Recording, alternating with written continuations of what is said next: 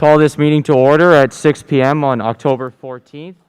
We'll start with a roll call. Please say here or present if you are here. Atagarla. Idvait. Anderson. Bender. Booma. Emery. Fahim. Grant. Green. Goff. Gonzalez. Hanyang. Hayes. Hovey. Hurley. Lau. Lona. Ludwig. Mass. Pfeiffer. Rinchie. Schulte. Simonson. Springer. Stevens. Samuel. Weathers. Young. Zastro. Zavoski. By proxy from Simonson. Did I miss anybody? Hurley?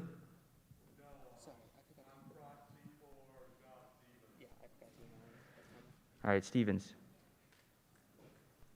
All right, Fahim. Okay, then we have quorum. We'll move on to the Pledge of Allegiance with Speaker Ludwig.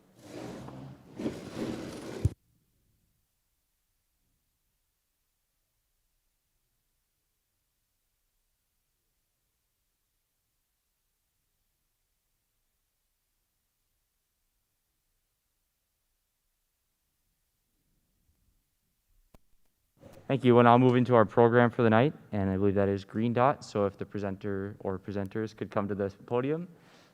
Thank you.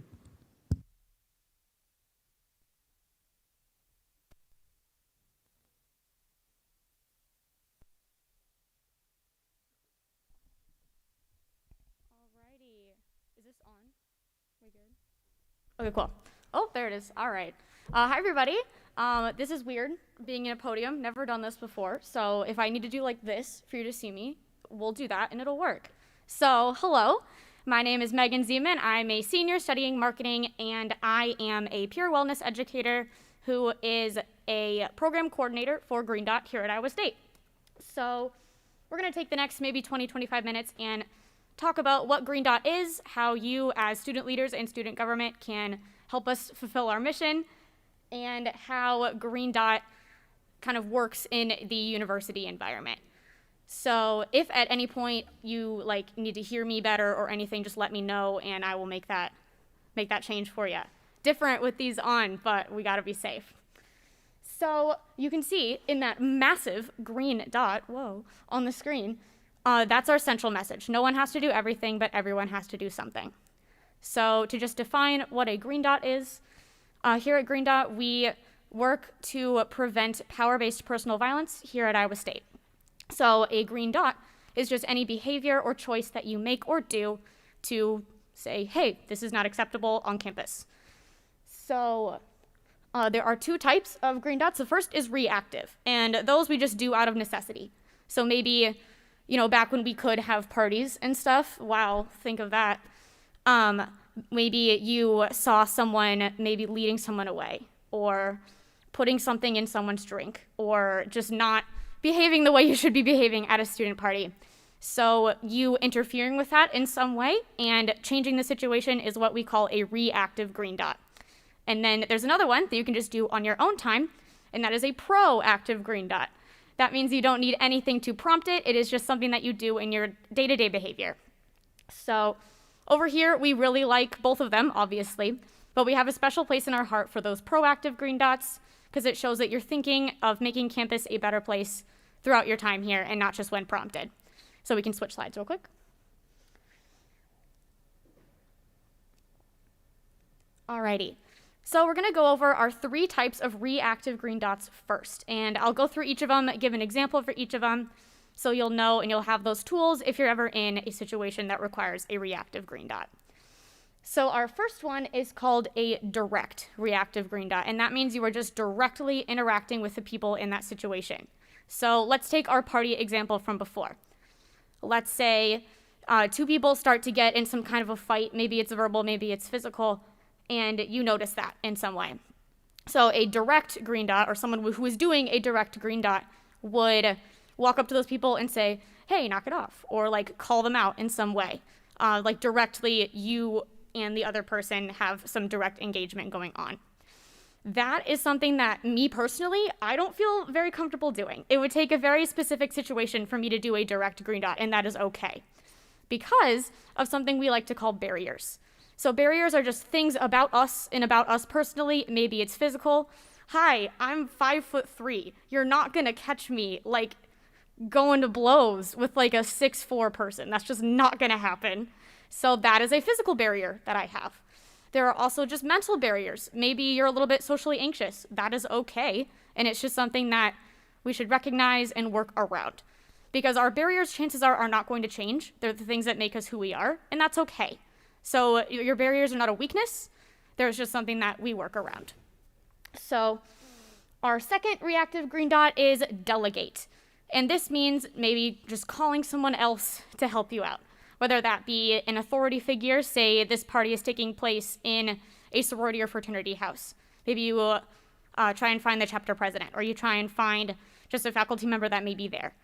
If it's taking place in like a residence hall or university apartment, maybe that is contacting your community advisor or CA. If it's taking place anywhere other than that, maybe that requires contacting the police, or maybe it doesn't. We really need to make sure that we know what requires contacting the police. So in our party situation, maybe delegating would be if you see someone kind of getting into some sort of fight, or just someone being not too great to another person, maybe when we delegate, we try and find that person's group of friends. Because usually when we go to a party, we come with groups of friends, right? That's how it works. So find those groups of friends and say, hey, something weird's going on. Maybe you can, talk to your friend and we can get this sorted out. So delegate personally is my favorite one, because there is something to be said about passing off your work to others in a good situation. And I enjoy that sometimes. So I have a lot of faith in staff and faculty here at Iowa State, in community advisors, in anyone who has just a little bit more authority than myself. And I think it's really powerful to ask for help when you need it. So that is our delegate green dot. So our last reactive green dot is distract. And that is my fellow program coordinator, Ashley's favorite one. So a distract green dot has a lot of options. That just means doing something or saying something to distract the people from whatever they are doing. So say, going back to our fighting example, maybe you spill a drink on yourself or someone else. Maybe you trip and fall. Maybe you pause the music. Maybe you turn the music up really loudly. And that just change will make the people stop doing what they're doing. Because if you're like getting into it with someone and someone suddenly spills a drink on you, well, you're gonna stop whatever you're doing, right? That's just what happens. So that is my fellow program coordinator, Ashley's favorite, because her example is always, when she's giving these presentations, is someone is harassing someone else in a parking lot. And her favorite thing to do is just put her hazards on and honk the horn a lot. So it seems like either someone's trying to break into her car or she's just having an issue with her car. And that is a loud noise and a lot of lights, and it'll make the people stop what they're doing and divert their attention to something else. So these three reactive green dots, none of them are better than the others. It all just depends on what you feel comfortable doing and working around those personal barriers. So the most important part is that you do something to stop a situation. It doesn't matter what you do as long as you do it and everyone is safe in the end. So let's move on to our next slide for proactive green dots. Again, these are green dots and mine personal favorites because it shows that you're really going the distance and taking the initiative and doing it on your own instead of reactively. So proactive green dots are just small choices that we can make to show our community that we are committed to ending power-based personal violence. So let's talk about the phrase power-based personal violence for a bit. There's a reason that I say that and I don't say sexual violence. I don't say relationship violence. I don't say domestic violence. Because all of those things are different. We may not think of something as domestic violence if the people have been dating for a month or are not dating at all, or maybe have never met before. So we like to use the phrase power-based personal violence because that's what it is. We're getting to the core of what that violence is. It doesn't matter if they're dating. It doesn't matter if they want to date each other. It doesn't matter what gender or sexuality, or even if there's 3 or 4 or 5 or 10 of them. All it matters is that there is a power imbalance and there's violence going on, and it's our job to help stop it. So those proactive green dots just stop those toxic situations before they even begin. So I have a couple of examples up there, but my personal one is I have a bunch of pins on my backpack. If you've ever seen me walking around campus back when we could walk around campus and just like feel regular, I can't really do that anymore. All my classes are online, so it was nice to come here. But you'll see on my backpack I have a bunch of pins. And I switch them out a lot because it's currently an election season, so I have to have my election pins on there. But the one that always stays is my green dot one. I got it last year when we had our campus-dedicated Green Dot Day, and in lieu of that Green Dot Day, we're doing our Action Month. So it's kind of from the same event, just last year. All it is, it's like maybe this big, and it just has a green dot on it. And if someone around me sees that symbol and they know what green dot is and they know what that symbol means, then they'll know that I am a safe resource. They'll know that I am willing to be an active bystander and jump in case there's any situation involved with anyone on campus, and they know that I am just a safe person to open up to. So that is my personal favorite. I know a lot of friends who are community advisors, they will request for us to give them some printouts so they can put, maybe they'll have a green dot bulletin board for whichever like month or week that they're doing. I know personally, one of our fellow peer wellness educators, she actually is living in her sorority house this year. And she requested a whole bunch of posters to just put around the house.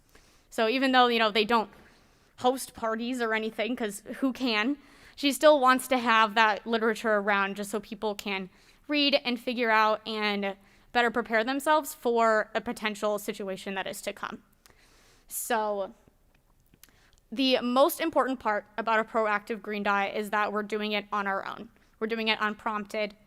And we're making sure that it is like it's kind of cliche, but like out of the goodness of our hearts, And that's why I'm so thankful that all of you invited me, thank you, to talk today, because all of you we joke about it, but you are the faces of Iowa State. You are who people look to when they need information, when they need leadership, when they need guidance. And because you all are student leaders, that means you all are influencers in a way, right? The things that you do, other people will model. Maybe a freshman or a new student will see what you do and they will model that behavior. So it's important that you kind of have that burden on you to make sure that you are doing these proactive green dots and that you are ready and prepared to educate if anyone has any questions about the program. So speaking of questions, that was all the big information stuff I had for today. I'm going to invite Carrie. She is a staff member within Student Health and Wellness. And us two can tag team any questions you may have about Green Dot, about student wellness, and about our efforts for this upcoming year. Okay. Great. Senator Weathers. Yes, super great presentation. Am I on? Am I on? No. Super great presentation. Thank you for coming and speaking. I only have one question. Where could we get one of those green dots or like a green dot t-shirt or something like that? All right. Right now, we're kind of limited on like physical pins and stuff, but we do have stickers. So those are available at our student wellness office in A37 Friley. If you're walking into Friley windows, it is that really big archway. If you just keep on going straight, you'll see us. We're right there. We do ask that you wear a mask just like everywhere else on campus. But we are staffed by students and the lovely staff like Carrie, and we will be happy to supply you with any green dot stuff that you may need.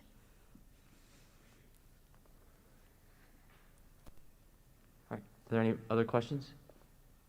Oh, Hayes. Hi. Yeah, I agree. Completely great presentation. I'm glad that you're here today to present. But okay, yeah. So I just had a couple questions. So with everything online, I remember reading that a lot of since people are at home more, domestic violence has been an increasing problem over this time. How is Green Dot able to assist these people who may not be in contact with anybody in Green Dot? Mm-hmm. That's an amazing question. Thank you. So Green Dot actually partners with Access, and that is the crisis center here in Ames. So if you look on any of our social media is just at ISU Green Dot. You will see links. You will see us post Access on our story a lot. And that is our big like go-to resource. So we are just campus-based. We are mostly prevention-based. So if anyone is in like immediate crisis and really needs that immediate care and immediate help, we direct them to Access, and Access has been doing a fantastic job because you're right. Cases of violence are increasing because of people in lockdown. So it's very important that those resources are here and available, and that we make it known that they're here and available. Oh, sorry, I just had one more question. Thank you very much for that. And then so with everything, again, with everything being online, like, how are you promoting Green Dot, just so that, like, you know, people are still aware of this resource, even though, like, they're not, it's not in their face anymore? Yes, again, another fantastic question. And that reminds me, promotion, whoa. So this semester, all of Student Wellness's programming is going to be online, and that includes Green Dot. So if you were to request maybe a Green Dot overview, we are not actually offering the bystander trainings this semester, just because those are slated to be pretty long trainings, and we like to have that interaction between people participating because it really helps to foster a community. Online, we haven't quite figured out how to do that yet, so we are leaning on those overviews. So an overview is a 50-minute kind of class period long overview, whoa, cool word, of what content goes on in the bystander training. So there's not as much community involvement. Maybe you don't get to know the people in your overview group as well, but that's why we offer those to student organizations. So you all are great candidates for an overview if you have a 50-minute chunk of time. Hard to ask of all of you because you are so busy and so dedicated. But if you are in any other student organizations who are willing to maybe dedicate a meeting to helping out with Green Dot or with any of our other student wellness, we do a stress less presentation, we do a joyful eating presentation, and then those are the ones I have. Oh, there's a mindfulness one. Oh yes, and Party Like a Cyclone. So we've been doing a lot of like home gating kind of stuff with Party Like a Cyclone this semester. So as of Green Dot personally, we have those overviews, and then we also have a couple of booster sessions. So the first one is just a plain old booster session that's for anyone who may have taken the bystander training in the past. I did, and I did it in like winter of 2018. So that's a long time ago, and I would like a refresher. So if myself or any of my friends or any of you all have already been through that 4-hour bystander training and would just like to learn a little bit more, maybe you don't need as much information as that overview because you're not new, we do offer that booster session. There is another booster session that we're offering. Again, 50 minutes. You request it all the same way. It's just through the Student Wellness website. And that one is relationships focused. So, it is Green Dot, but it's through a relationships lens. So whether that be a healthy romantic relationship or a healthy friendship, we want to make sure we're bringing Green Dot into our relationships in a positive way. Thank you very much. Senator Debate. Hello. Great presentation. I have to say it sounds like a really great program. I'm just curious as to what the integration with other campus resources looks like and where Green Dot really fits in, because I've always been told if I have an issue with immediate violence, you call ISUPD. If it's something relating to mental health, student counseling services, and so on. Just wondering where Green Dot fits in. Yeah. So Green Dot itself is a specialized kind of program. Of course, with any issues of violence or issues with mental health, those resources still exist. Green Dot is more toward any maybe relationship violence, maybe any sexual violence. So that label, power-based personal violence, is a really important label to use, but it does tend to mean some sort of violence within a relationship in some way. So if you feel that that applies to you, that's where we would direct people to Access.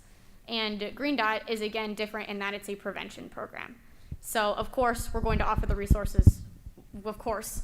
But first and foremost, Green Dot helps people to recognize signs and recognize their own barriers and then actively be a great bystander in a potential red dot situation.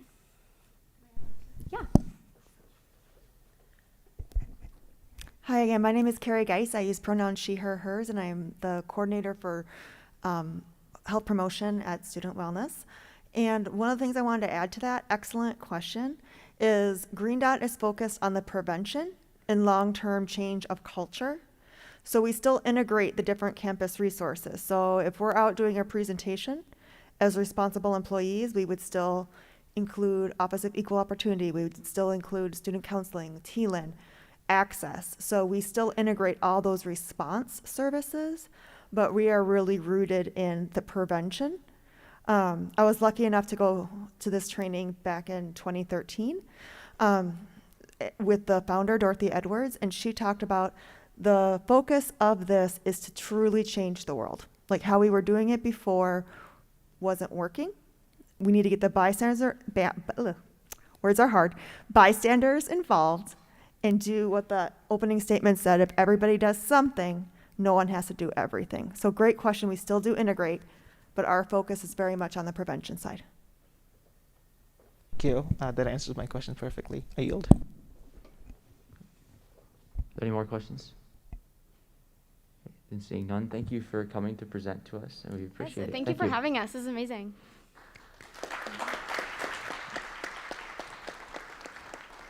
Move on to open forum. Open forum is an open discussion for issues relevant to the student body or to student government. If you wish to speak, please approach the lectern or the podium. Okay, then I'm not seeing anybody, so we'll go on to adopting the agenda. Are there any amendments to tonight's agenda? Senator Advait.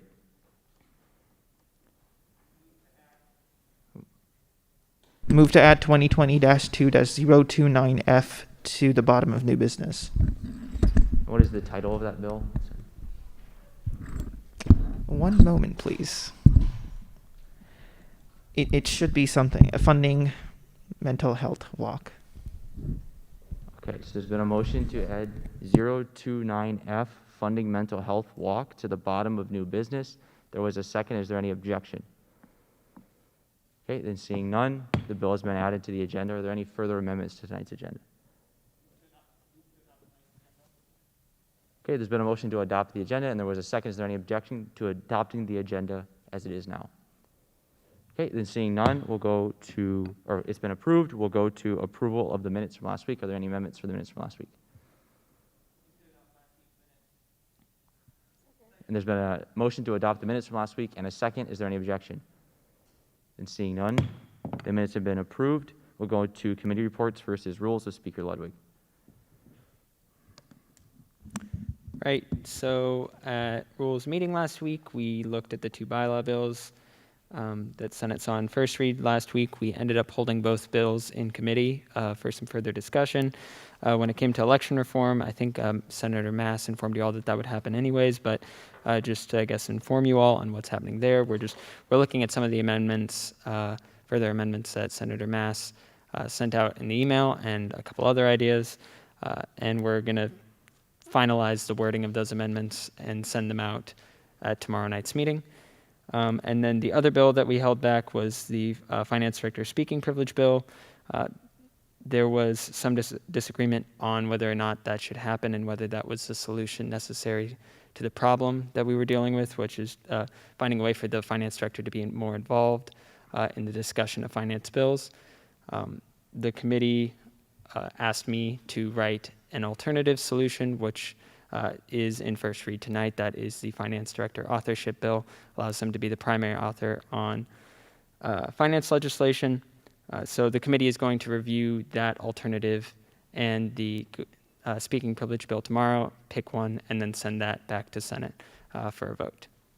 And then, yep, those are the only things we really worked on last week, and we should be finalizing the contract report sometime this weekend, have it out to Senate next week. Senator Zastro. So does rules intend to send both of the bylaw change bills back to Senate, or to hold one in committee and send the other to Senate? Yeah, as I said, we're going to pick one and send that one to Senate, and the other one will be held. So it'll essentially be held indefinitely in committee. Okay, is there any, would there be any way for Senate to see the other bill? I mean, yes, potentially. If one of the bills was shot down, the committee would have the option of picking the other one back up and sending it to Senate after in the following week. All right, thank you, I yield. I would disagree with Speaker Ludwig's. I think there's a clause in the bylaws that says bills that aren't voted on committees in 3 weeks get returned to Senate anyway. But maybe that's not right. Anyway, we'll move on. I think, anyway. Senator Weathers. I just wanted to move to add Senator Fahim to the roll. There's been a motion to add Senator Fahim to the roll. Is there any objection? Seeing none, Senator's been added. All right. Then seeing no further points, we'll go to finance with finance director class.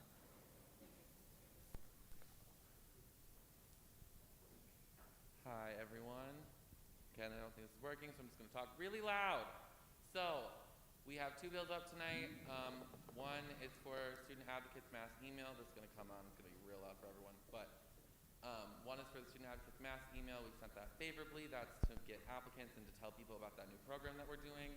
The second one is for the SAC digital displays. It's called MU Updates. It's through SAC. It's a little deceiving. There it is. I talked about it in my email. Please read the minutes beforehand if you have questions. We have lovely SAC people here that are willing to answer any and all of them, and I can also answer questions because I was in meetings with them before this too. So please ask questions. Thank you. All right, are there any questions for Finance Committee? And seeing none, we'll go to PR, and that is with Director of Communications Olson. Hi everyone, is this working? There we go, okay. So this week, PR committee focused on having a meeting for our diversity and inclusion survey, and that went well, and we're kind of trucking along with that. Hot Ones was just released with Morgan and Jacob, so make sure to check that out, it's pretty funny. We also had our meeting where we're working on different things from voting to Green Dot and a lot of different things. We also reached out about our next fireside chat since that one was so much fun. Make sure for the senators that are participating in one-pagers to just continue working on those. You have those email reminders, so just let me know if you have any questions. Along with that, we're getting started on a new project that we're pretty excited about, so you'll be hearing about that soon.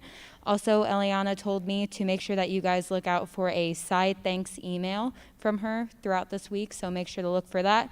And lastly, we would like to get some photos of whoever is wearing green today after the meeting, so make sure to stick around for that. And also, I need someone to do a Senate recap, so you guys can just run to me after, as I'm sure you're very enthusiastic too.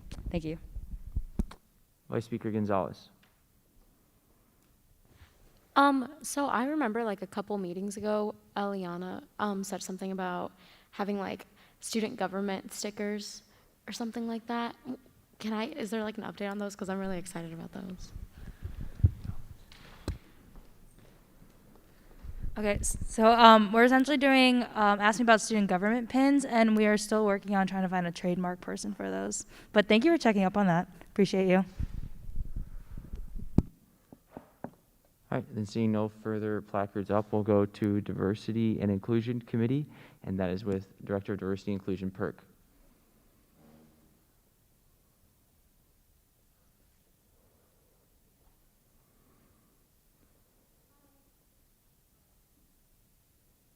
Hi, okay, perfect. So Director of Student Services Clark and I are going to be hosting the Campus Accessibility Review this upcoming Tuesday at 3 p.m. If you want to join us and volunteer, that would be awesome. Campus is pretty big, so the more people, the better. Just meet us outside the West Sauce if you're interested at all. And that's also where we'll be locating and assessing the quality of gender-neutral bathrooms on campus and whether those have access to menstrual hygiene products, and that will allow us to move forward with that project with FP&M. And the committee also had a meeting with MSA yesterday to just talk about collaboration on projects and ask for their advice regarding our diversity roundtables. And after that meeting, we decided to take those in more of like a direction of community building rather than like data gathering. And so that's going to be like just connecting students and student government representatives with similar identities and just kind of like building that community and that connection between us and our constituents. And The first one will be happening in the first or second week of November, so keep an eye out for that because we would love to have you in on those conversations. Thank you. Are there any questions? Okay. Then thank you, Homecoming Queen Perk. All right, are there any, then we'll go on to Civic Engagement Committee with Senator Samuel. Hi, everyone. So just a few things. Last week, our informational session was successful. Early voting on Monday, there was about 250 people that showed up, and Tuesday, there was 500 people. That's only at Sheeman. So that's pretty fun news to hear. And then we're starting some new collaborations for the spring semester. So that is all. All right, are there any further questions for Civic Engagement Committee? Then we'll go to comments from the executive branch with President Fritz. Hello, everyone. Happy Wednesday. So one of the first meetings of the week was meeting with President Winterstein and GPSS. With that, we basically just talked about, childcare for students that are parents on campus and what ways we can do to improve that. Random testing for COVID and how that's going to work, and student club and organization activities for the upcoming semester as well as to the spring semester. I also sat on the University Orientation Committee, which basically just gave updates on plans for orientation for the winter as well as the summer terms. The Special Student Fee Committee met for the month, so Finance Director Class was there, Vice President Schrader, and Senator Mass, and we basically just hear different presentations from the fee beneficiaries each week or each month. Had a Principles of Renaming Committee meeting this week where we are continuing to review and revise the policy. It's getting closer to being done as the weeks go by. And then finally, we had a meeting with our new advisor, Sophia, where we just kind of talked about student government structure and administration. And so I will let her introduce herself at this time and just tell you guys a little bit about herself. Good evening, everyone. My name is Sophia Sarver. I am your new student government advisor. I'm incredibly excited to start working with all of you. A little bit about my background. As an undergraduate student, I actually spent 4 years on my undergraduate university student government, where I filled a variety of roles, a commuter senator, a building senator, co-chair of the Finance Committee for 3 years. I ended up being the Vice President for Internal Affairs. So I took my love of student government and I actually transitioned that into a career in college student affairs, where I took graduate courses at Eastern Illinois University, where I continued to work with student government and advised the student government there. And here I am advising you guys now. So I'm super excited to start working with all of you. My office is down in the Student Activity Center. I will be sending you all an email with my email address so you can reach me easily. So if you ever want to chat or want to talk about what you're working on, or if you have ideas for anything, I'm more than happy to discuss that with all of you. And if you are in some committee chair positions. I'm sorry, I'm learning names for everything, so please bear with me for a little bit. But if you are in a position, I will be reaching out to set up a meeting just to get to know what you're doing and what your projects are and all of that. So I'm excited to work with all of you. If you ever need me, please let me know, and I will be around quite a bit. So yeah, thank you. Yes, so Sophia is going to be a great resource for all of us, and we are so excited to have her here. So it should be a fun year ahead. That's all. All right, are there any questions for President Fritz? Then seeing none, we'll move on to external matters within external matters 2020-2-020F, funding MU updates, and that is with Senator Zastro for opening statements. Hi, so if Tim, you'd like to go to the podium. While he's getting there, I'll make the amendments for Finance Committee. Okay, so Senator Zastro has proposed the Finance Committee amendments. They don't need a second because they're committee amendments. So hopefully this should be reflected on the screen. And if they're, so we're on the amendments. Do we want to just finish that up quick, or? Yeah, so I'll go through the amendments. So this is a pretty substantial amendment, but it's just updated information, and the new enacted clause is the other new thing. So I'll question on the amendment. Okay, so there's been a call to question on the Finance Committee amendments. There was a second. Is there any objection to voting now?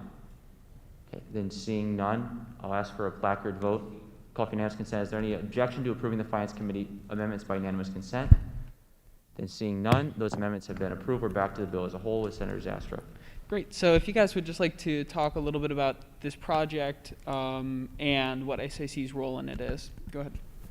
Sure, yeah. Hi, everyone. My name's Tim Ryder. I am the Service Learning and Student Organizations Coordinator for Student Activities, and I also have here with me Casey Dagg, as you probably know. He's our Technology Manager, and he's also been working closely with us on this project. But just to give you an overview of what we'd like to do is, essentially we would like to install some new displays in all of the first floor display cases and upgrade some of the other displays throughout the building. So just to give you kind of an idea of where this all came from, at the beginning of the year, obviously with COVID-19 and all the risks around that, we aren't able to program at our normal levels.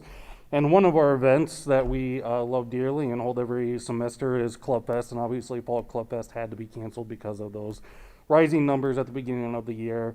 And with that, there was a significant amount of money left over from that event that would normally be used to install tents on Central Campus. And so we had conversations about, okay, how can we use some of those programming dollars and maybe shift them towards something else?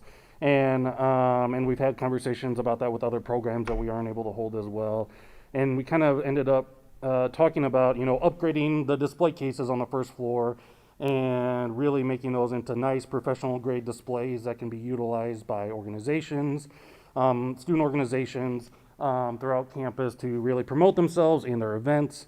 And then we also kind of expanded from there and talked about, okay, what else could we do? And we talked about the current displays and how those really need an upgrade and how those could also be used for advertising opportunities.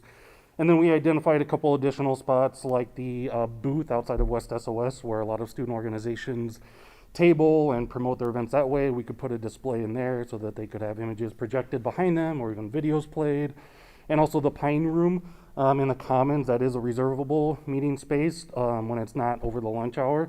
So that could be also used as a meeting space with a nice display. And when over the lunch hour, when it's not reservable, we could have other ads going on during that time and also displaying what else is happening throughout the building. So this all kind of stems from a place of, we can't hold some of our larger events like Fall Club Fest that we normally would, but how else can we support student organizations? What are the other resources that we could be providing to them? So basic use of the display cases for student organizations would be free. And so we're really just trying to provide more opportunities for them to better market their events, better market their orgs. And that's kind of the overview, but if there are any questions, I'm certainly happy to chime in. So then, could you also just talk a little bit about the how the display cases currently work and how clubs can reserve those and how this would be different from the current system? Yes, absolutely. So our display cases right now, student organizations and departments can reserve them for a week at a time and sometimes multiple weeks if there are spaces available. And while there are certain organizations that do a great job in displaying and putting up a display, physical display, and it looks really nice, it really is a limiting number of orgs that we serve every year. We actually pulled some numbers and for you to kind of get a sense of how many organizations we serve through those display cases every year. So last year, 2019, 2020, we served 8 student organizations through those 3 display cases and 14 departments. And some of those organizations and departments, they had them reserved for multiple weeks, and so that's why the number is so low. And obviously with the spring semester, half of it going online, some of those display case reservations were pulled. So going back even further to 2018, 2019, we served 24 departments and only 11 orgs. So by putting in display cases with digital displays that have rotating images all throughout, we can really expand access to that resource and really help more orgs promote. So in those display case reservations, they really fill up quickly too. So at the beginning of every semester, it's probably within like the first week or so that they really fill up, because the orgs who know about them and know how to reserve them already, they are obviously the first ones to get in there. So the displays would really help us increase that access. Great. So I don't think I have much more time on the speaking privilege. So 30 seconds, perfect. So I would invite lots of questions about the specs of the computers. Talking about in finance committee, I think everything that they have makes sense. I yield. All right, thank you. We'll move into the general discussion period for the bill. So please raise your pockets if you have points for debate. Vice Speaker Gonzalez. Hi, over here on your right. Or, yeah, on your right. Oh, hi. So this sounds like an awesome idea. Really excited to see something like this. Can I just ask, is there like an approval process for what is displayed in the actual cases beforehand, before we thought about digitalizing it? Mm-hmm. And then if it were to become digitalized, is there a process for approving what the ads look like, or like what can be put on there? Sure. So I'll preface this by saying that process would almost universally be handled by the MU's marketing coordinator.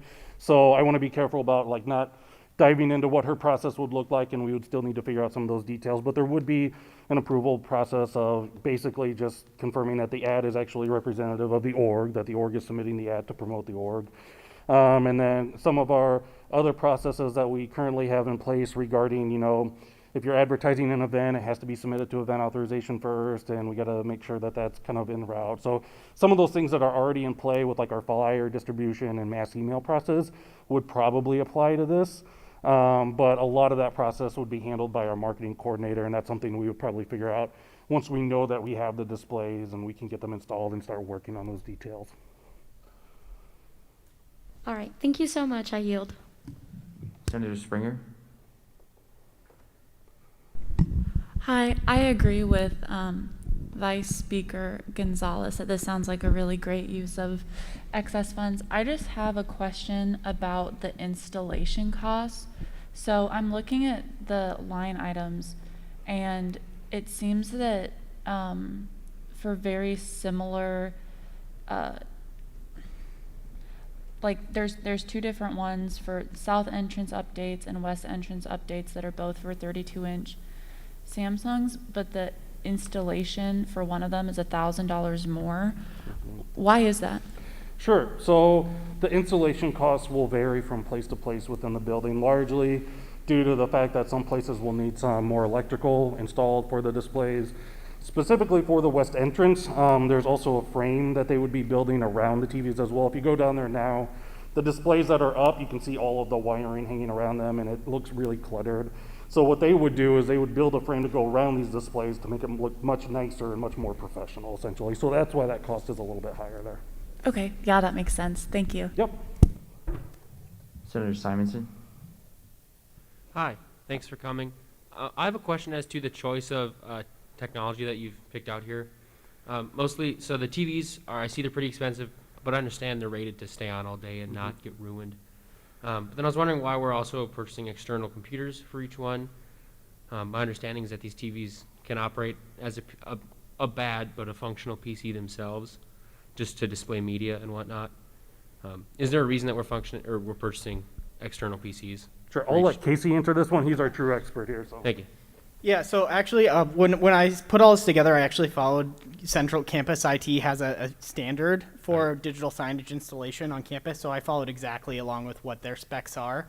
And the reason you use some of these displays do have some capability, but we use a centralized software called 4Winds Interactive as our digital signage software, and that runs on a Windows platform. And then also the specs for that computer are just strong enough so that it can support any playback of videos or other things like that too. Okay, thank you. Yep. Senator Advait. Senator Hanyan. I have a question for Technology Manager Dig. Hello, Casey. For those of you who don't know, I used to work as an AV tech here, so a lot of these equipment names are familiar to me, but just for verification for everybody here, Casey, do the Optiplex 3070 computers, how do they line up to current digital signage models? Yeah, so the 3070 is the current approved model for campus. Like I said, so Campus IT has a standards that they refresh about every 6 months. So the 3070s are rated for about a 4 to 5 year lifespan right now. And these will be more than capable. And if you'll notice, where there's dual displays, Those computers have two video outputs, so we can actually drive two separate displays with different content from the same computer too, which is just kind of trying to save a little bit of money there. So. Yep, and just for context, this is something that back when I was actively working here, that it was being discussed about. I think Office of Admissions has would benefit from this. Obviously, all the student organizations. When COVID ends, this is going to be a facelift for the Memorial Union. So looking forward, I think that this is a great project. Obviously, the price tag is pretty high, but not having Club Fest, that brings it down to about $7,000 from a special project. So just for your consideration, does that line up with what there is? Finance director class is about $7,000 for special projects. Or would it cost special projects about $7,000 given the line item transfer from Club Fest? No. So if you read the amendment, the line item transfer is just for the installation ones. Okay. And so it would still cost the 19,000 number. So I guess I'll let Senate take that into consideration then. I yield. Senator Hurley. I'd like to thank you for coming here, but my big concern with this price, I was wondering some of the less used TVs, I was wondering if you would be willing to get rid of those, essentially. I know a lot of people don't go to the third floor, things to that effect. I think it would be nice to save on cost. Would you be willing to do that?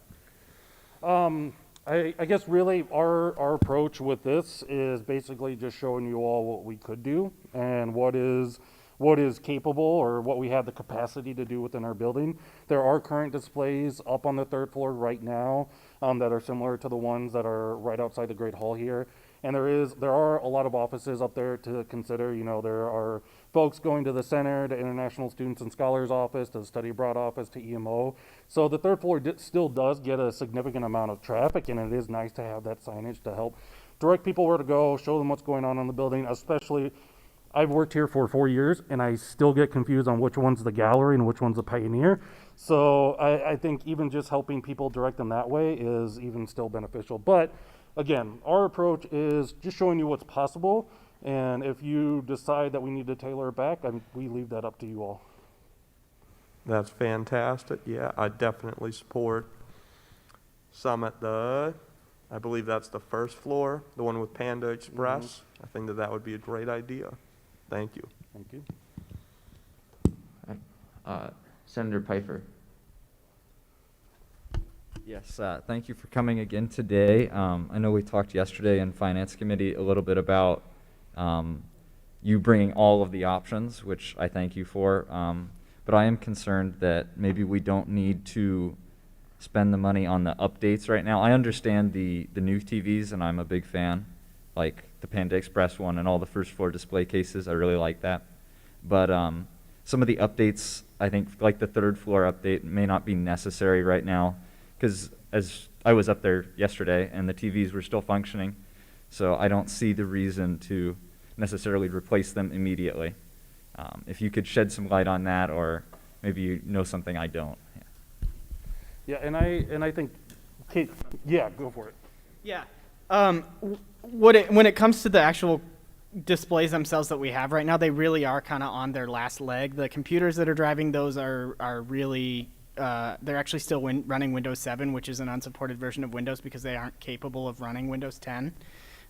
So they're already kind of sitting as a security risk. I mean, they're really not that big of a deal because they're just showing just digital signage. But the specs on those are really out of date. And also those screens, when you have certain things on them, you're going to see burn-in on those because they aren't actually rated for digital signage. So when you have repeating content showing over and over again, you do see some of that burn-in. So if you look closely at some of the graphics that we utilize, we have to be very strategic in how we design them so that we're kind of masking that. And another thing to take into consideration if we do move forward with these is there is going to be a renovation on the 4th through 6th floors. So as traffic increases, if we purchase these now, we can look to reallocate or relocate them in the future, depending on what traffic and things like that are as well. So that's just something to take into consideration. And correct me if I'm wrong, Casey, but those are old hotel TVs, right? So yeah, they definitely were not designed to be long-standing digital displays. And by old hotel TVs, I mean the hotel's been closed for several years now, so the TVs are even older than that. So like Casey said, they really are on their last legs. Just out of curiosity, how many months or years would you say was left in those TVs?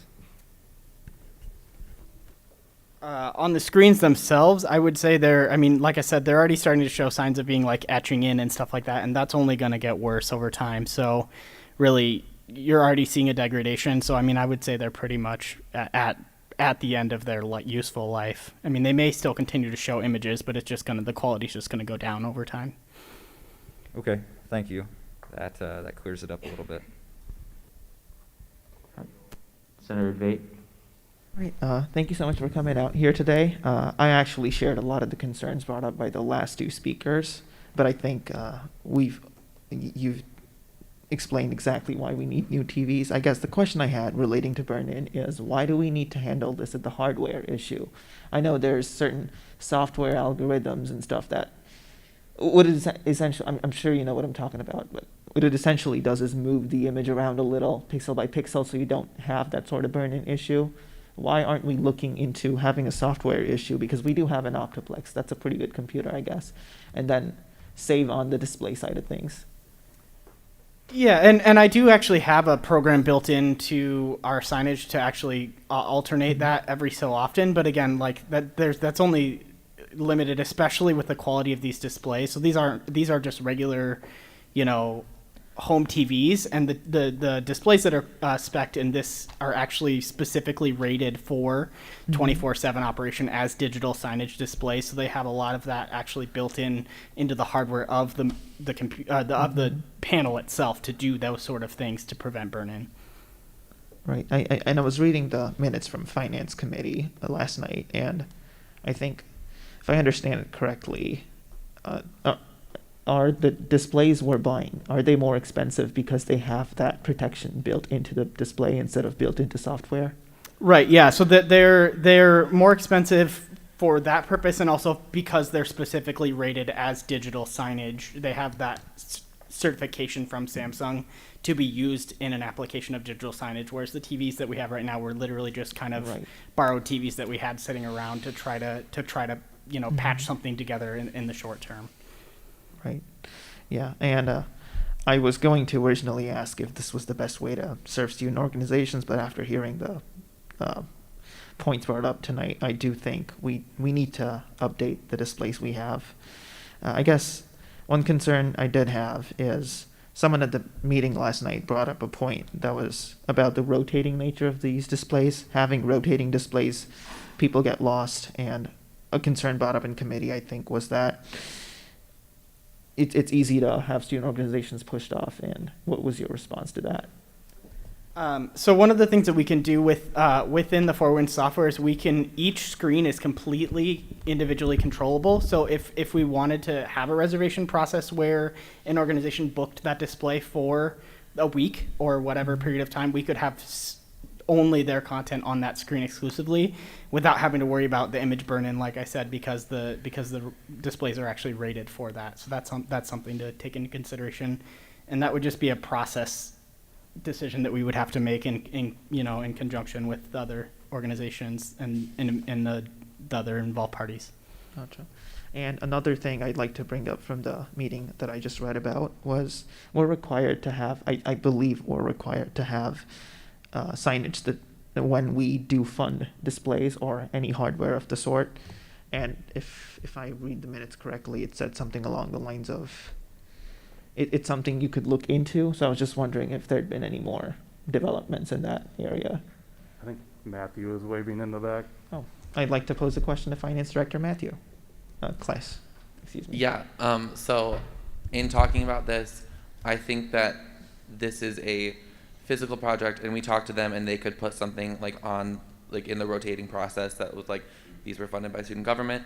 I also was thinking, from my understanding of PNC, if people had to purchase, if clubs had to purchase advertising on these, then they, in their advertisement, would have to say that that advertisement was paid for by student government. Mm-hmm.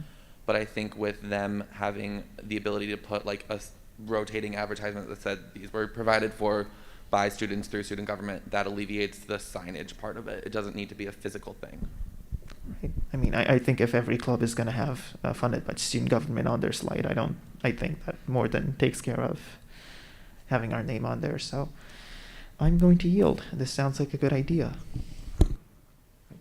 Senator Emery. Hi, yeah, thanks for coming. I used one of the display cases over here. Oh, thank you. Yes. Thank you. I used one of the display cases for one of my clubs just like a month ago, and I loved it. It was really nice. And then when I was kind of in the process of reserving that, I saw that in the spring, like after January 1st, that the display cases you would have to pay, I think it's $75 a week for Stu Orgs, and then $100 a week for Iowa State departments. So just wondering, I think I read somewhere that the advertisements for the like TVs, those would be free, but I don't know if that's been discussed yet. But is that like a substantial loss of revenue at all that there's, not going to be a cost with it? And then also you mentioned that not a lot of student orgs and everything had used these boards. And I know for me, I was like, okay, we got to get in before we have to pay a fee, because it's pretty substantial, like $75 to put up something in the MU. So that was definitely a deterrent for my stu org. So Yeah, no, thank you for bringing that up. And again, I want to preface this, there's a lot of process things that have to be figured out, and we'll need to coordinate with our marketing coordinator. But we have agreed that basic use for student organizations would be free from the get-go.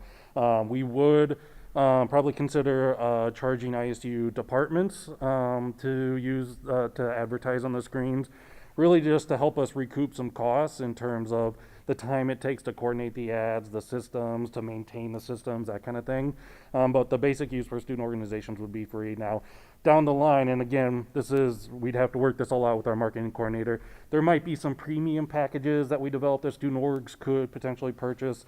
But like standard use would be open and access to all student orgs. And to your point about, reserving the display case and needing to get in on time, I deal with a lot of student organizations that are trying to get off the ground and trying to really promote themselves, or they're smaller and they're just not as well organized.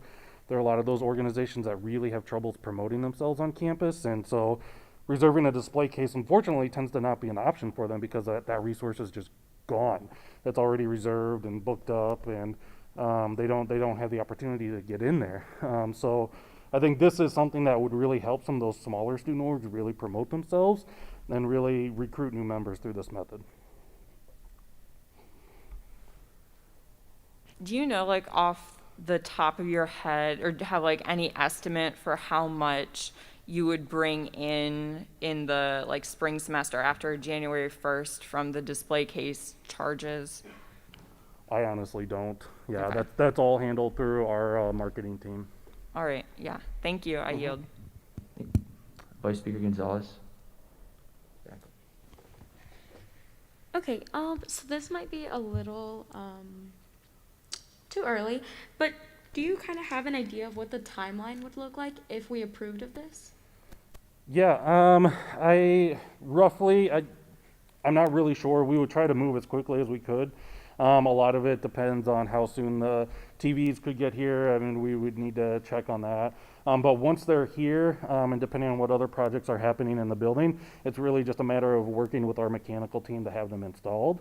There are several projects going on in the building right now, but we would work closely with them. I would say, if we could take advantage, I'm not promising anything, but if we could take advantage of the winter session and try to get some things in, then we could, but a lot of that depends on how soon we could get the TVs and what other projects our mechanical team has on their plate. So I don't really have a good timeline, but we would want to get this done as soon as possible for sure. Awesome. And I'm going to direct this to Finance Director Class. I would look at it, but I'm the one controlling the screen. How much money do we have in special projects right now? Yeah, in special projects currently we have, I'll get you the exact number so I say it correctly. We have $918,434.82. And we're about halfway through the fall semester, which is about a third of the way done with this like Senate session. Is that correct, Speaker Ludwig or Vice President Schrader? Are we Yeah, about? we are a third of the way done with the term. All right, we're about a third way done with the term, and there's that much money in special projects. Personally, I don't feel like we should be worrying about saving money. This account seems like it's pretty plentiful, and this is the type of update that I think Iowa State needs. If you think about how many visits are going on, how many clubs could take advantage of this, as our speakers mentioned, and thinking about like, you know, students are still coming. Back when COVID didn't exist, there would be like activities going on during the summer and camps and stuff like that. And so I think if we could take advantage of that now, it will work out for us in the long run. And we always talk about outreach, and this is like an actual way that we can connect with students, and making them feel like they have a place at Iowa State if they see a club that they can connect to. So I will be voting yes for this. I think this is a great idea and a great use of our money. With that, I will yield. Thank you. Senator Debate. All right. Hello again. I just had a question. If you know off at the top of your head what the sort of current utilization rates for these resources are, and what the sort of usage rates that student organizations are using these currently existing displays at.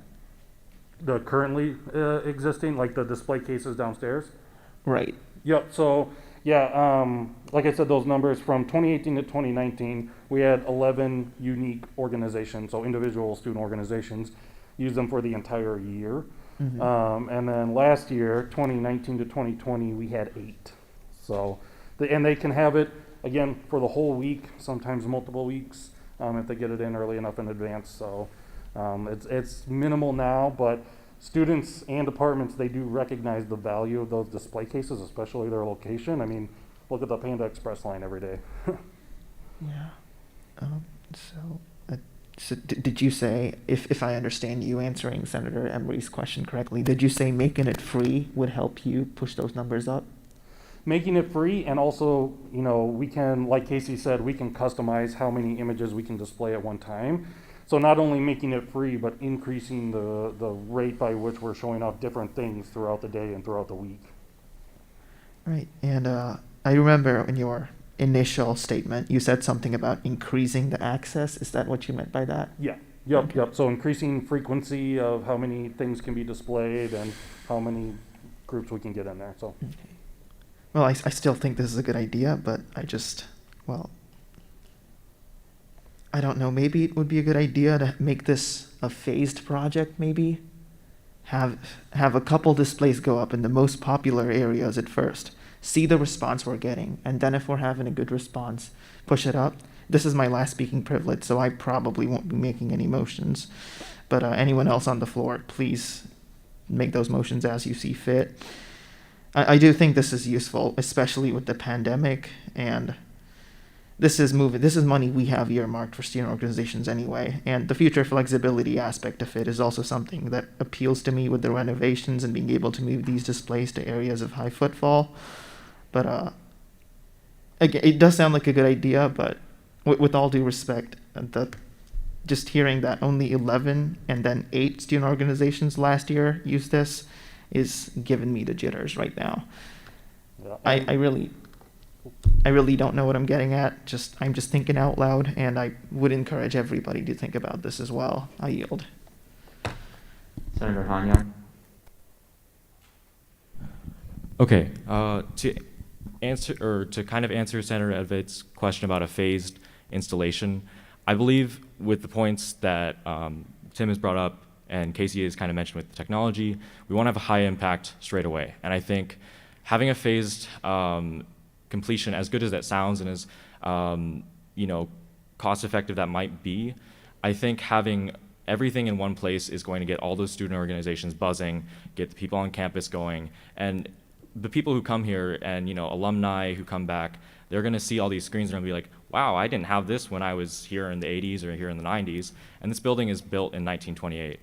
So looking at how old the physical building is, but being able to look at what other parts of campus are doing, like the Student Innovation Center being this great place with all this digital stuff and innovation here. We want to kind of carry that through here. I know there's a lot of tradition in the Memorial Union, and I know that we want to look at costs here, but I think special projects being as high as it is right now, and we need that engagement desperately, honestly.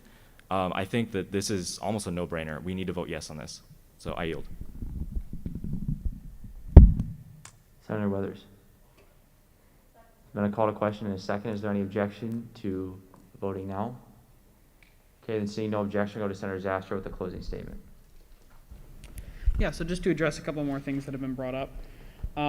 So I think that a good way to think about this project is in a larger sense of what the MU to be. If I'm thinking about places that all students go to, that all students have some level of experience with, it's Parks Library and the Memorial Union. So if we're able to add places in that building where students are able to get a sense of different student organizations, I think that we really should take that. One particular opportunity that comes with putting these in now, this year, of course, the freshman class is not going to be able to join or at least participate in student organizations in the way that they normally would be able to. So if we install these now and then next year we would, sophomores and freshmen would be able to see student organizations in kind of a new way, I think that would be a really big opportunity. And that's why I would really want to do all of it now instead of waiting for later things. I'd also say that few student organizations took part in the boards because you had to reserve them and because those slots filled up so fast. And then to Vice Speaker Gonzalez's point about the special projects account, I agree. We have, almost $1 million in special projects right now. I would, in general, lean towards the side of having to spend money from there just because there's a really high uncertainty and we had to take a big chunk of money out of there before. But in the grand scheme of the account, this is $20,000 out of almost $1 million. It would help student organizations. This is the kind of thing that we as student government, I really think, need to be funding.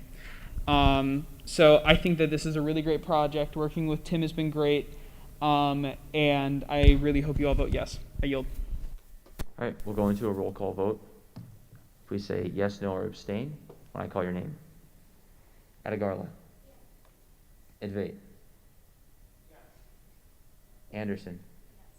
Bender. Buma. Emery. Bahim. Grant. Green. Goff. Gonzalez. Hanyan. Hayes. Hovey. Hurley. Lau. Lona. Ludwig. Mass. Pfeiffer. Rinchie. Schulte. Simonson. Springer. Stevens. Samuel. Weathers. Young. Zastrow. Zavosky. Okay, the vote of 29 to 1 to 0. This funding request is passed. Thank you very much, all. Thanks. So we will go on to, we're going to go on to 2020-2-021F, funding student advocates, and that is with Senator Bender. Yep, so this is just for that mass email we talked about earlier for student advocates to kind of get a better outreach. If the director would like to come and speak about the bill at all, that would be great.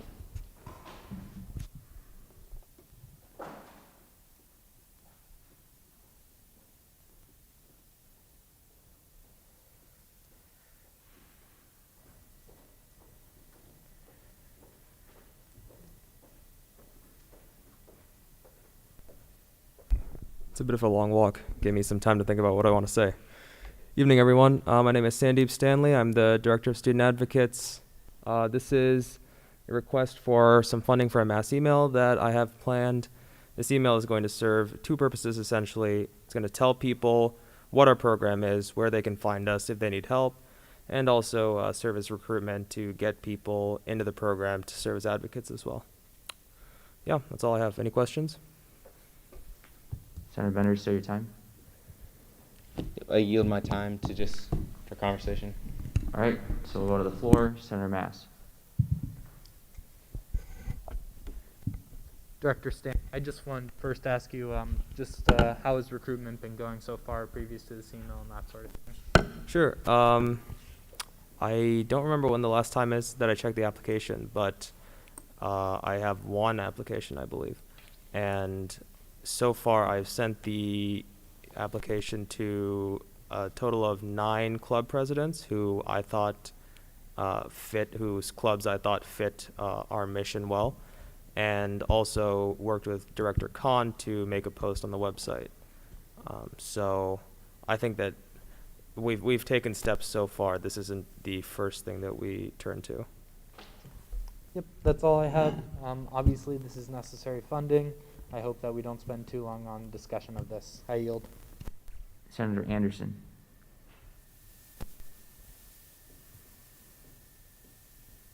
Hi. I remember when this was initially introduced, Senator Springer asked if members of the Senate or like the legislator could be a student advocate. Did we ever confirm that? Yes. Yes. You can. Okay, that's it. Thank you. Senator Edvate. Hello. Just as a follow-up to Senator Mass's question, I was wondering if you're targeting club presidents only or just a general student body. Is there a specific profile of a student you're looking for? Sure. Sending it out to those club presidents earlier, the intention was that they would disseminate it to their club members. I don't know if that happened or not. But with the mass email, the intention is just to blanket as much of the student body as possible to see if anyone is particularly interested by what we have to say, as far as recruitment goes at least. If they read the email, they're already fulfilling our first purpose, which was just informing them about our program. Right. I think it's a great program, and I'm going to call the question. I'm going to call the question. There was a second. Is there any objection to the vote?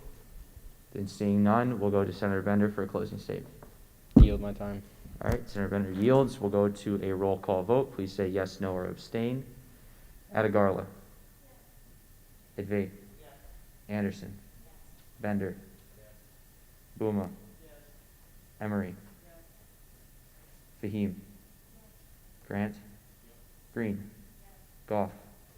Gonzalez. Hanyang. Hayes. Hovey. Hurley. Lau. Lona. Ludwig. Mass. Pfeiffer. Hans. Rinchi. Schulte. Simonson. Springer.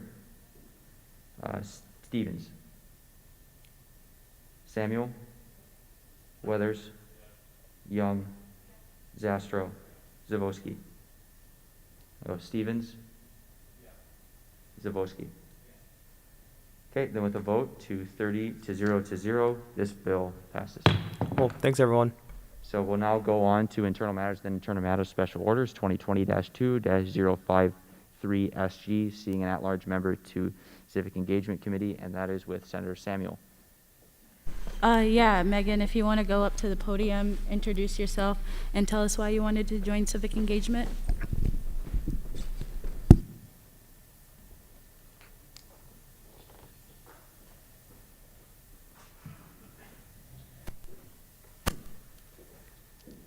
Hi, I'm Megan Senden. I'm a freshman here at Iowa State.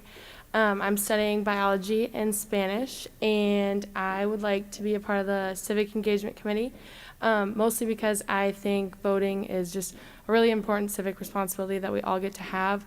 But also I think civic engagement is supporting our community in as many ways as possible, and I'm excited to get to do that in Ames.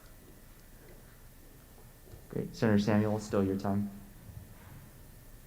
I will open the floor to questions. Call the question. So I'm going to call a question. And a second, is there any objection to voting now? All right, so now I'll go back to Senator Samuel if she wants it. I yield. All right, and then we'll go to a placard vote on the nominee. Call for unanimous consent. Is there any objection to approving the nominee by unanimous consent? Then seeing none, the nominee has been approved. Thank you. So we'll go to 2020-2-057 SG, seating a senator to SI, and that is with Senator Idvate. All right, Senator Hanyang, all yours.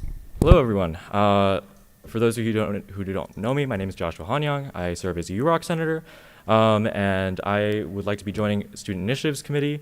I visited the last meeting, so got kind of up to date with their projects and such, and look forward to supporting the projects that Student Initiatives is currently planning. A couple of those that I hope to be a part of is in putting out resources for mental health, specifically for students of underrepresented populations. I know that our student counseling services does a great job, but we would love to promote those resources, especially as seasonal affective disorder starts to affect a lot of students here. I know that Senator Grant has a couple projects that he's working on, so helping him kind of learn and giving him resources as needed is one thing that I want to do. And then just working alongside the other members and hearing issues as they come and being a resource for others.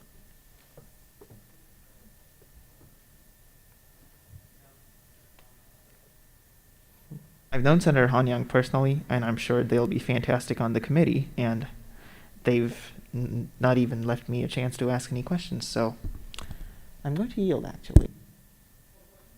I'm going to call a question in a second. Any objection? Senator Idvate, would you closing statement? None. Okay. Then we will go to a placard vote. Call for unanimous consent. Is there any objection to approving the nominee by unanimous consent? Then seeing none, Senator Hanyang is on SI committee. Cool. Thanks, y'all. Okay, we will now move on to the last special order, 2020-2-058 SG, seating at-large members to PR, and that is with Speaker Ludwig. Right, so if the at-larges could approach the podium and talk briefly about why they're interested in joining PR committee and what they want to do.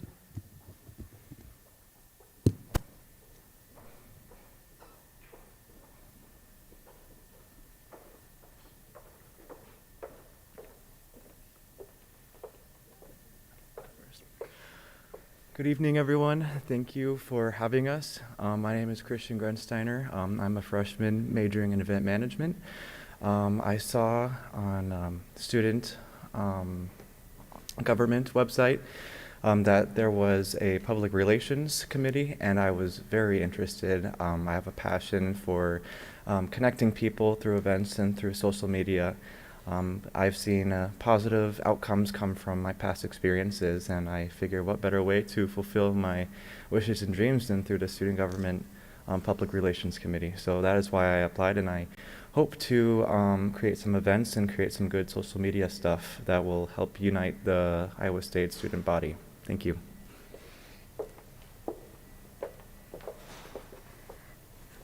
Hi everyone, my name is Sammy Wojawoda. I know my last name's a little funky. I'm a junior at Iowa State. As Christian said, I joined the Public Relations Committee because I saw on the career fair website of Iowa State, I was looking at it and I saw it and I knew I had to join it right away. Being involved in student government has always been a passion of mine, and I finally wanted to be involved, and especially with the Public Relations Committee. I really want to bring people together. I love connecting students and being involved in the Iowa State community, and I thought of what a better way than being a part of the PR committee and hosting events, bringing people together in a safe, inclusive environment. And I really love the idea of getting to know every type of student, every student here at Iowa State, and bringing them all together. And that's why I decided to join the Public Relations Committee.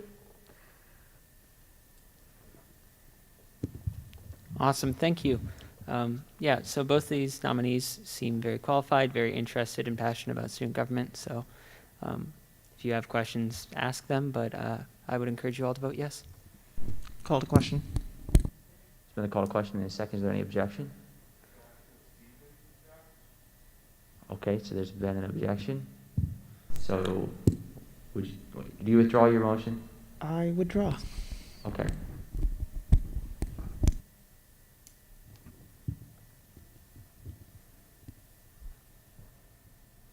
Senator Zastro? So while we figure out what Stevens objects about, how about you guys just talk a little bit about what you would do to kind of get the student government name out there, to kind of also just a second question kind of independent of that. What do you think that the campus really thinks of student government right now? Thank you. That is a great question. Sammy and I, we are currently working on the Green Dot campaign. We are very committed to that as we think it is a very great message. Just before this Senate meeting, we have been going around and trying to spread the word out and really implement the social media aspect on that. We've been working very hard and we've been making good progress under the direction of Anna. Yeah, I think that's all I have, unless if you have anything else to add. Exactly what Christian said. We have loved being a part of the Green Dot Project. Me and him are both very passionate about it. We've loved being involved, bringing the students together. And that's, like I said, like he said, a great question. How are we connecting with the students? Definitely through social media. Like he said, we were out there today on campus, all over, really, the MU, the Parks Library, and all around Central Campus by the Campanile as well. Talking with students, connecting with students, getting their thoughts and input on student government. Overall, I think there's a very positive atmosphere about student government. I am in a sorority here on campus, and I have really reached out to all of my sorority sisters to follow our Instagram, Facebook, all of our social media accounts, and really talk about student government, how passionate I am about it, and get them involved as well. And from everyone that I have talked to about it, they really have a great positive reaction to student government and the events that we've held, and how we're trying to keep the campus safe as so far from everyone I've talked to. Awesome. Thank you so much. I will yield. Senator Vade. I would like to pose, well, since it looks like the objection hasn't been cleared up yet, I'm going to ask another question. So did both of you say you learned about this position through the student government website? I found this personally through the Club Fest website. I've been interested in student government. I was a part of it in my high school, and I would like to continue on that journey in my college career. Just like Christian said, I was also involved in student government in high school. I absolutely loved it, being involved in my school. I wanted to be involved and do the same thing here at Iowa State. I as well found it on the Club Fest website, and that's where I saw the PR committee and thought it would be a perfect fit and really wanted to be a part of it. Yeah, just curious about where people hear about us. You can call Jermaine on me if that's it, but I'm going to pose a question to Senator Hurley and ask them if they know what's going on. Sweet, I yield. Okay, so I think as the chair, I'll inform that if you are being on the proxy, someone that is being proxied for can't object to a motion. Senator Hurley could have objected for himself, since the person that makes a motion has to be here to defend and explain the motion. So in the future, if you are proxying for someone, please object for yourself, even if it's for the other person. I'll call on Senator Hurley.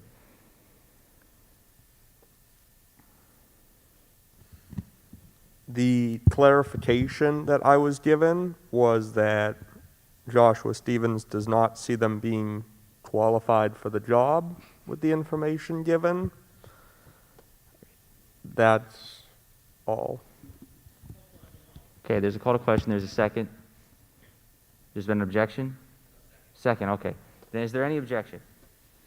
All right, then seeing none, Speaker Ludwig with the closing statement. Yeah, so I think the nominees have shown themselves to be very qualified and passionate about student government, so I encourage you all to vote yes. I yield. All right, then we'll go to a placard vote. Then a call for unanimous consent. Is there any, or there's a second, is there any objection? Okay, so we're going to have a placard vote. All right. So then, please raise your placards up for yes. Okay, and up for no? All right, and then Stevens. So on a placard vote, if you are proxying for someone, we'll do a roll call afterwards with everyone who's proxying in, so then please state the vote into the mic. So yes for Stevens? I think Steven says no. Do you think Steven says no, or do you know Steven says no? You need written communication in a form at the time while the He voting says period. no. Okay, thank In you. written communication. No. Zavosky, yes. Then with a vote of 29 to 1 to 0, the nominees are approved.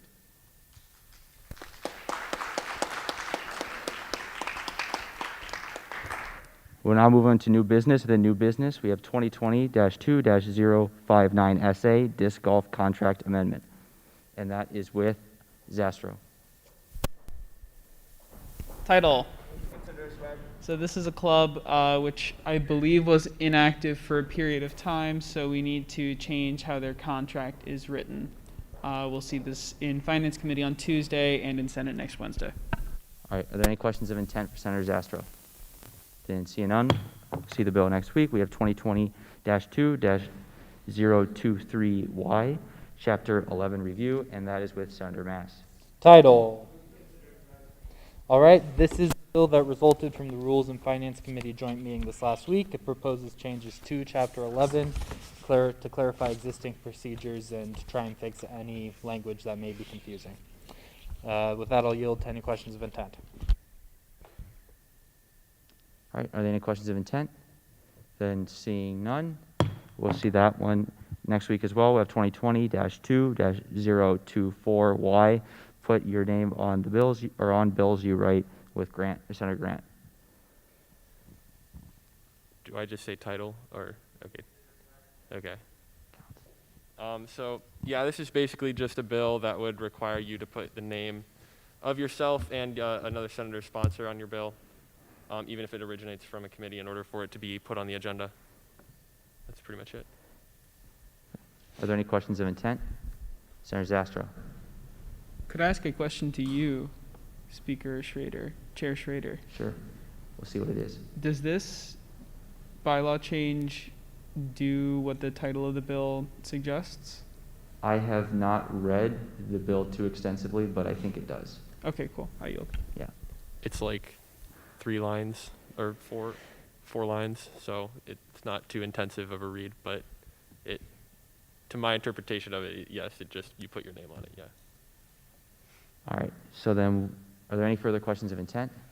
And seeing none, the next bill is 2020-2-025F, approving a dance marathon line item transfer, and that is with Senator Lona. Title. So we saw Dance Marathon come in earlier in the semester, and they will be coming in again to talk about a line item transfer. In the whereas clause, there might be some changes in terms of the event, but other than that, we'll be seeing them in Finance Committee, and you'll see this bill next week. So I yield. All right, are there any questions of intent? And seeing none, the next bill is 2020-2-026Y, Finance Director Author Bill with Speaker Ludwig. Title.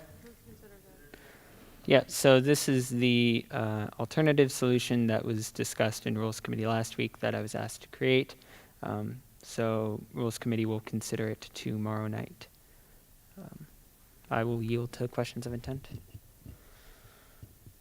Okay, then seeing none, we will see that one, or Rules will see it in their committee. We'll have 2020-2-027F, funding Pakistan Student Association with Senator Pfeiffer. Title. Yes, so this bill is funding an event that the Pakistan Student Association is hoping to have soon and I think it's at the end of the semester. But as you can see, I have some changes on there. We're going to look at it in Finance Committee and figure it out exactly so it fits P&C, and it'll look different next week, probably. So if you all have any questions. All right, Senator Dvait. Would the sponsor know if this event is open to all students? I believe it is, yes, but we'll talk about that in the meeting next week. So Thank you. You have to answer with a yes or a no on these, on the questions of intent. So, what was the question again then? do you know if the event is open? Is the event open to all students? I don't know. So, no. I yield. Okay. I suppose you could decline to answer too. You could just sit there. Then I decline to answer. All right, then, are there any further questions of intent? Then seeing none, we will see that one next week. We'll go to 2020-2-028Y, improving access to proxy participation in Senate meetings with Senator Simonson. Hi, the goal of this is, while keeping germane to Chapter 17, allow a little bit easier access to using a proxy vote. I think it's a little bit not our business if people are sick or not, so it feels weird to ask other adults, that kind of stuff. But I also, while making the language a little more general, I want to make sure that the Senate has a method to check itself and make sure its members aren't abusing the system. And so the last line of the bill recognizes that the Speaker is allowed to offer feisances, and then if that continues, we are allowed to vote on whether that senator stays in Senate. I don't think it'll get to that point, but it simply gives Senate to make sure that this isn't overused. I yield to questions of intent. Any questions of intent? All right, then seeing none. Next bill is 2020-2-029F, funding mental health walk, and that is with Senator Advait, or is it with Senator Hovey? Senator Hovey. Okay, yeah, so the mental health walk will be on Halloween, 10/31, around noon, and we wanted, it's like students can come on campus in like a costume, walk around, get candy, hot chocolate, coffee, things like that, and we just need funding for, we're asking for $100 to fund for candy, plastic cups, hot chocolate, and coffee and stuff like that. I yield to any questions of intent. Are there any questions of intent? Then seeing none, we'll see you next week. We'll go on to closing announcements. If you have a closing announcement, please raise your placard. Finance Director Class. Yeah, so I talked about this in my email, but special projects is not normally this high. Also, this is something that just comes back from audits. Like, money we don't use in other accounts drains back to special projects. Also, clubs that don't use their money or use it incorrectly, it also drains back to special projects. As we all know, events didn't happen past March or during the summer or now. So it is weird that special projects is this high.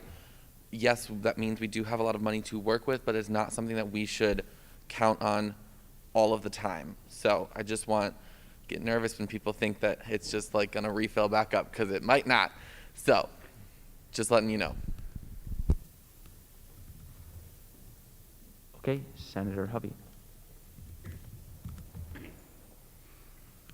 Yeah, I just wanted to give a little update since I didn't get to give a committee update today. Like Lauren Perk said, we are also helping plan the campus accessibility review, and we do need volunteers for that. So if that sounds interesting to you, just like walking around campus, making sure everything is safe and accessible for everyone.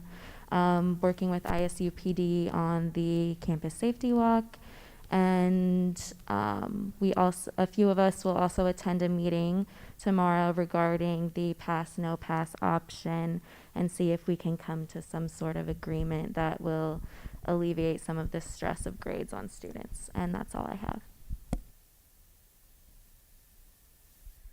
I apologize to Senator Hovey. I just missed it. If I mess up, anybody in Senate can do a point of order, and I have to stop and think about if I'm doing is right or not, and then we can fix those things when they happen. So you guys all have permission to do a point of order. You don't even have to get the floor. You can just yell it. All right, Senator Advait. To reflect what Senator Hovey said, yes, campus accessibility review, please do sign up. Same goes for the campus safety walk. I reached out to Chief Newton today. Hopefully we'll have a meeting time set up, and by next week I should be able to report back to Senate with what we've come up with in terms of dates. And do sign up for that as well, because it's important to have a safe and secure campus. In closing, we received an email last week about random testing being implemented on campus here, so we have a better picture of asymptomatic transmission. I bring this up because I remember that's something a lot of us had in mind when the administration was here, and all I have to say is, please keep speaking up. Please keep bringing up your concerns. You are student leaders, and the more you do that, the better our campus will be. And our concerns are being listened to. So keep doing that. I yield. Senator Zastro. Yeah, all this pandemic has not been great. Just going to throw that out there. One thing that I was so excited for in the spring that got canceled was the StuGov intramural dodgeball team. Alas, it was canceled when we were all sent home. Dr. Fauci, I believe it was today, said that we could most likely expect a vaccine in the first quarter of next year. And I'm making no promises at all, but if there is a vaccine, get this on your radar today, October 13th. There will be a StuGov intramural dodgeball team. So just pay attention to that. I yield. Senator Simonson. Friday, October the 30th, the Sustainability Committee, along with the Engineers for a Sustainable World, is auditing how effective our composting has been in Freddie Court by hand.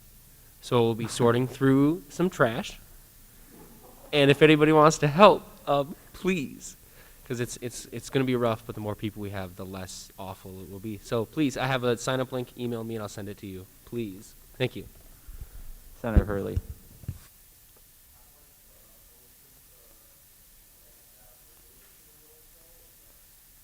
Is there any objection to adding Senator Lewis to the roll? All right, then seeing none, Senator Lewis has been added to the roll. All right. So I can give a closing announcement. I think on Zastro's, we have a strong tradition of D-League intramural basketball play inside student government. So if Dunking for Democracy is allowed to go forth, it will. And hopefully we can run the tables in the D-League this year. So stay tuned for that. We have a loose definition of what it requires to be on student government, especially if you're a point guard. We can make anybody work. So, all right. I think you saw Nicole's email about being a student renter representative on the appeal board for property management. So if you are interested, or if someone you know that would be good that rents in the city of Ames, please get them to let Mayor Hala know so that we can get that spot filled and ensure students have a voice within city council. If you have a bill and you just want to decline your closing statement, just give me a hand signal or something so then I don't have to call on you, and then you have to turn on your mic and say you don't want one, so we can maybe get things going a little quicker than that. So just let me know if you don't want to use yours. And then I think I'll just add a little bit of information.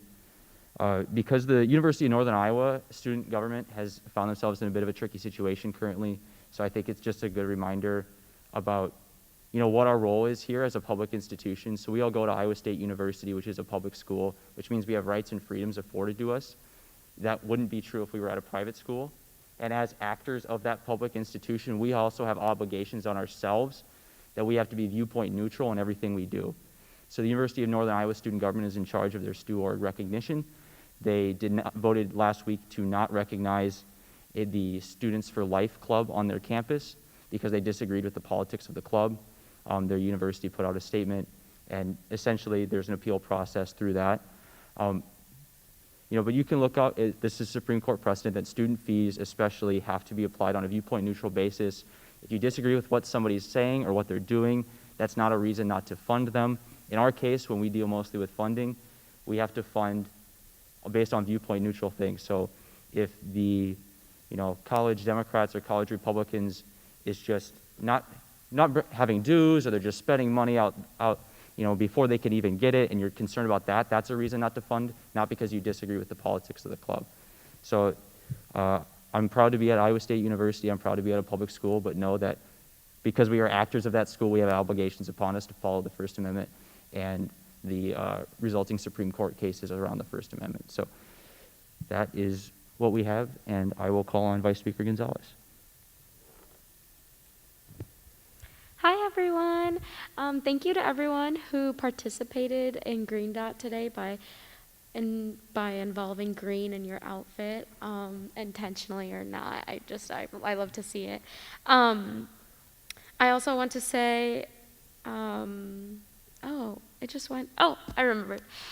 Thank you to the Civic Engagement Committee and to Outreach and PR for letting me sit in on your committees last week. It was really informative.